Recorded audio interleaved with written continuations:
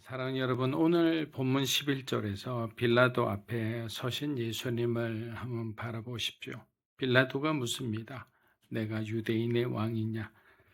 여러분, 이 질문은 단순히 예수님에 대한 호기심으로 빌라도가 질문한 내용이 아닙니다. 세상의 권력이 감히 하늘의 권세를 향해 신문하고 있는 장면입니다. 그러나 주님은 당당히 대답하셨습니다. 침묵하시던 주님의 첫 말은 내 말이 옳도다라는 말이에요. 그런데 이어지는 장면은 전혀 다른 방향으로 흘러갑니다. 종교 지도자들이 몰려와 예수님을 고발하기 시작합니다. 우리가 패션 오브 크라이스트라는 아주 유명한 영화를 여러분들이 보셨지만 우리가 이 글로 읽는 거나 영화의 어떤 한 장면을 우리가 우리 마음속에 끌어당겨 보면 그 장면이 얼마나 치열했고 그 장면이 얼마나 처참했음을 우리는 잘 압니다. 종교 지도자들의 모습 가운데 보여지는 그 탐욕과 권력에 대한 그 욕심은 지금 오늘 우리 세대에도 여전히 변하지 않고 있다는 것이 안타까운 일입니다. 그들은 논리도 없습니다. 근거도 없습니다. 그저 몰아붙이기만 합니다. 왜? 증인이 없기 때문이에요. 명확한 근거가 없기 때문이에요. 여러분, 시기라는 것은 사람과 사람 사이에서도 엄청난 해악을 끼치지만 종교의 이름을 입을 때는 가장 위험해집니다. 이단들이 하는 것도 마찬가지예요. 그들은 하나님을 위한다는 명분으로 하나님의 아들을 죽이려 하고 있지 않나. 이것이 바로 타락한 종교의 모습입니다. 사랑하는 여러분, 여기서 그렇다면 우리는 무엇을 보아야 합니까? 예수님의 거룩한 침묵의 이유죠.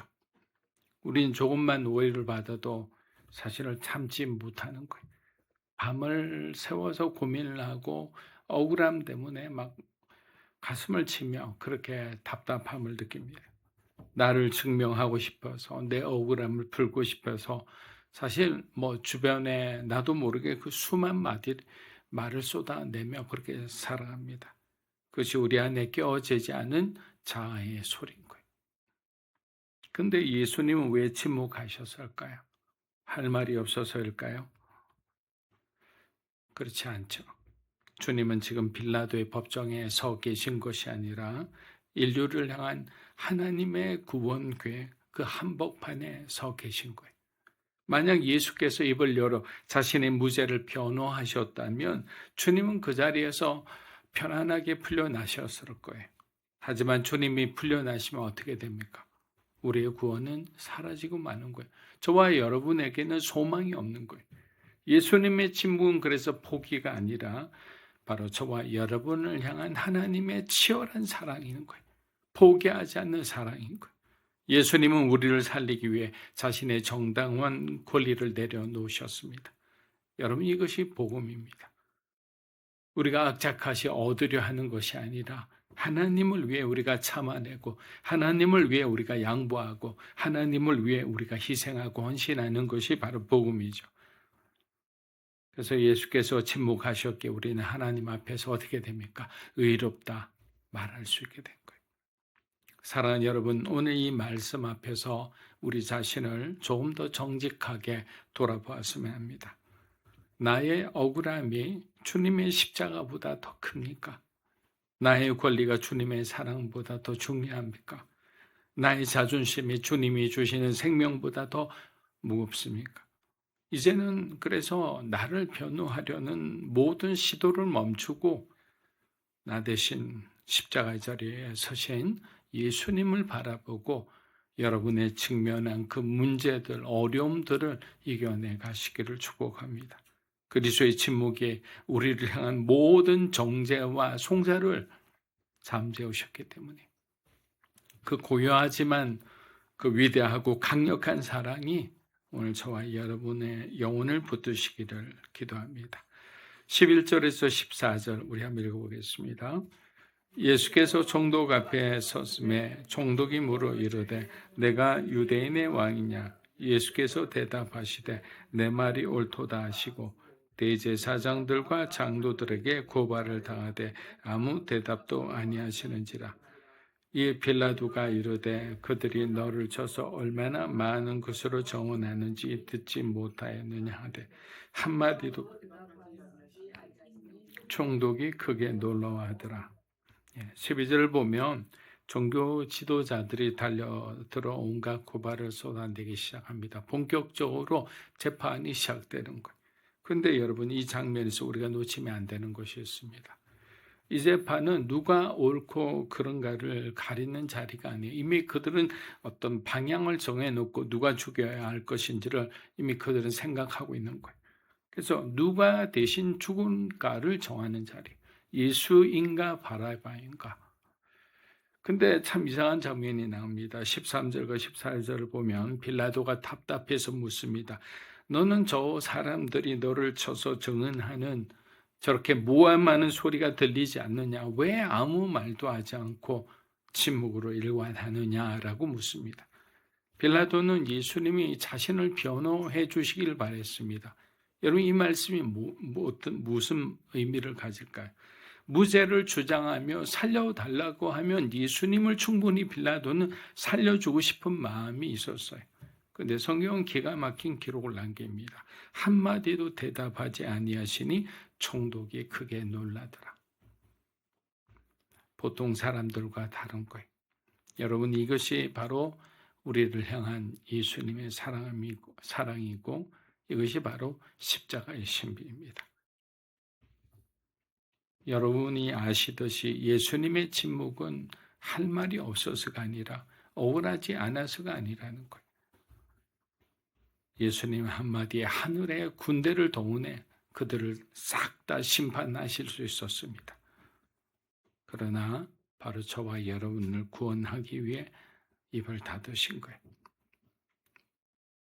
그렇기 때문에 우리가 하나님 앞에 나는 용서받았습니다라고 감히 말할 수 있게 된 거예요. 오늘 본문의 예수님은 세상 권력자들과 전혀 다른 길을 걸어가시는 걸 볼 수 있습니다.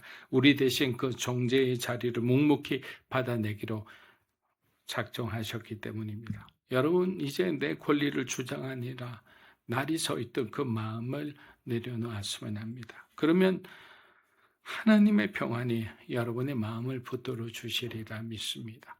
그런데 우리가 계속 내 감정과 내 어떤 권리와 내 주장을 끝까지 관철을 시키려 하다 보면 그곳에는 항상 앙금이 남게 돼 있어요. 충돌이 있고 갈등이 있고, 그래서 신앙생활 잘 하던 사람조차 시험이 들어서 교회를 떠나거나 아니면 아예 그냥 하나님을 떠나는 사람들도 있습니다. 왜? 자기 때문이죠. 내 자아가 복음보다 더 중요한 거예요. 말씀을 준비하기 전에 팀 켈러라는 목사님, 훌륭한 목사님의 클립 영상을 보면서 참 많은 것을 생각하게 되었습니다. 우리는 늘 설교를 하거나 성경을 보거나 아니면 어떤 종교적인 어떤 서적을 우리가 볼 때마다 생각하는 것은 모든 것이 결국에는 나의 관점에서 내 중심으로 그것을 바라보는데, 그분이 말씀하시는 것이 결국에는 내 안에 예수가 있는가, 또 내가 예수가 되지 않으면 결코 우리의 삶에 진정한 변화는 없다라는 거예요. 그러나 대부분의 사람들은 예수를 끌어당겨서 예수가 나에게 주는 혜택과 예수를 통해서 내가 얻어지는 것만 생각하지 사실은 내가 예수가 되기를 싫어하는 거예요. 왜? 나는 십자가에 못 박혀야 되니까. 난 나 자신을 부인하며 살아가야 되니까. 그래서 여러분의 삶에 예수가 정말 중심에 있는지를 바라보십시오라는 말이 그렇게 가슴에 찔림이 있었습니다. 오늘도 예수님이 이렇게 하셨다라는 데서 우리가 지식으로 마음으로 받아들여서는 안 되는 거예요. 왜? 내가 예수가 되지 않고는 이 말씀이 와닿지가 않는 거예요. 고난주간에 어떤 새벽에 우리가 하나님께 정성껏 드리는 예배의 한 일부가 되는 거예요. 마태복음 27장 19절에서 21절입니다. 총독이 재판석에 앉았을 때 그의 아내가 사람을 보내어 이르되 저 옳은 사람에게 아무 상관도 하지 마옵소서. 오늘 꿈에 내가 그 사람으로 인하여 애를 많이 태웠나이다 하더라. 대제사장들과 장로들이 무리를 권하여 바라바를 달라 하게 하고 예수를 죽이자 하게 하되 총독이 대답하여 이르되 둘 중에 누구를 너희에게 놓아주기를 원하느냐 이르되 바라바로소이다. 여러분, 재판이 한창 진행 중인 그 서슬퍼른 법정에 한 여인의 간절한 정갈이 도착합니다. 바로 총독 빌라도의 아내입니다. 근데 빌라도의 아내가 뭐라고 적었느냐? 저 옳은 사람에게 아무 상관도 하지 마세요. 내가 오늘 꿈에 그 사람 때문에 너무 애를 태웠습니다. 라고 적습니다. 여러분, 이 장면이 굉장히 예사롭지 않죠. 성경학자들은 이 여인이 이미 예수님에 대해 알고 있었고 예수님 제자들이 이렇게 하는 그 집회에 참여도 했다고 그렇게 기록하고 있습니다. 그리고 외경의 기록을 보면 그녀는 나중에 그리스도인이 되었다고 전해집니다. 지금 모든 남자들이 권력에 눈이 멀어서 또 시기심에 눈이 멀어 예수님을 죽이려고 혈안이 되어 있을 때 유독 이방 여인 한 사람이 영적으로 눈이 띄어 있었던 거예요. 그녀는 꿈속에서 환상을 보았습니다. 죄 없는 의인이 죽음을 당할 때 닥쳐올 하나님의 심판과 비극을 미리 본 것이죠. 그래서 그녀는 남편 빌라도에게 간절히 호소합니다. 제발 멈추세요. 그분은 보통 사람이 아닙니다. 그분은 옳은 사람입니다. 여러분, 저는 이 대목에서 하나님의 가슴 아픈 마지막 배려를 느낍니다. 하나님은 빌라도가 파멸의 길로 가지 않도록 아내의 입술을 통해서 마지막 경고를 하신 거라 생각합니다. 왜? 빌라도 역시 하나님의 백성이니까.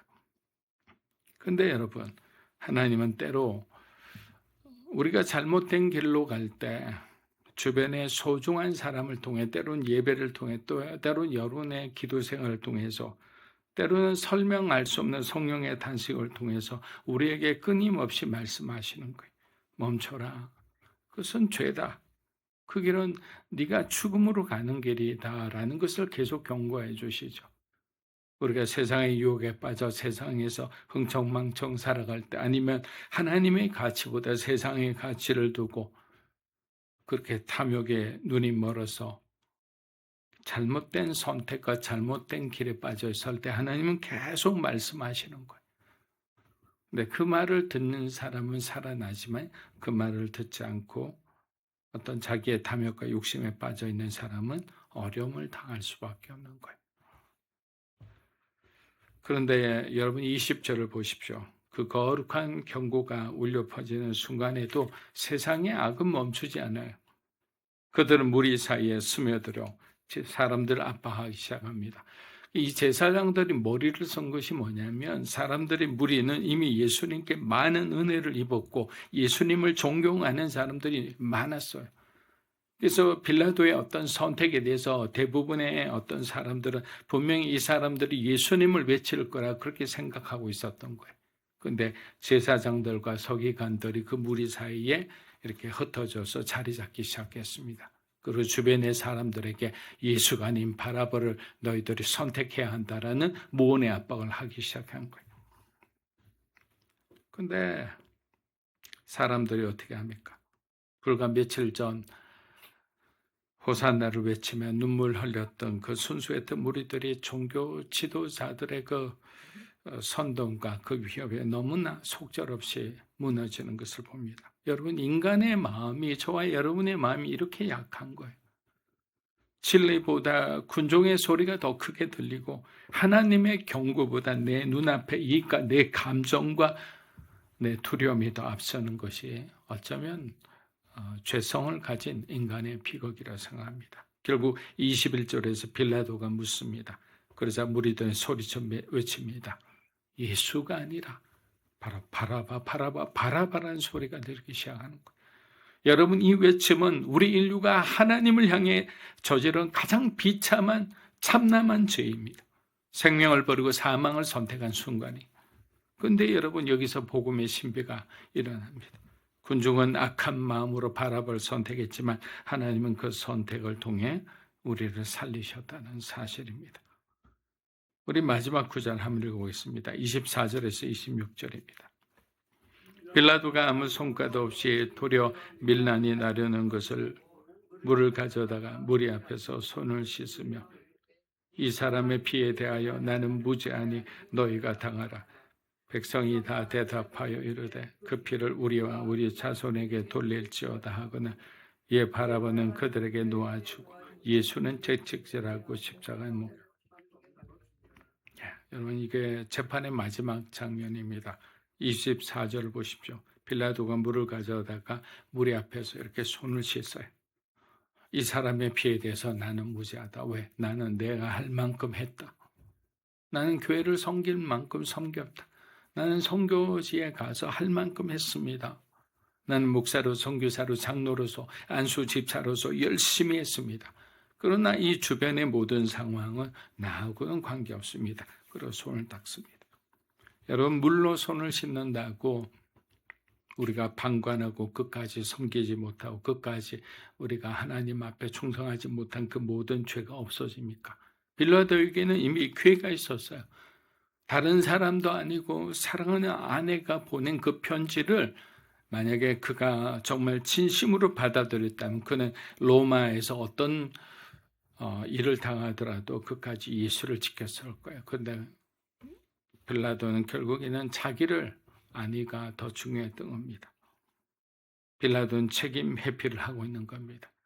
진리를 알면서도 세상의 압박과 주변의 환경과 자신의 자리를 지키기 위해 비겁한 중립을 선택한 거예요. 우리가 어제도 말씀드렸지만 영적인 세계에는 중간지대가 없다고 그랬습니다. 예수를 선택하지 않는 것은 예수를 못 박는 것과 마찬가지라는 거예요. 사랑하는 여러분, 우리는 바라바의 자리에서 풀려난 사람들입니다. 우리가 서야 할 자리에 주님이 대신 서셨습니다. 주님이 묶여셨기에 우리가 자유를 얻었습니다.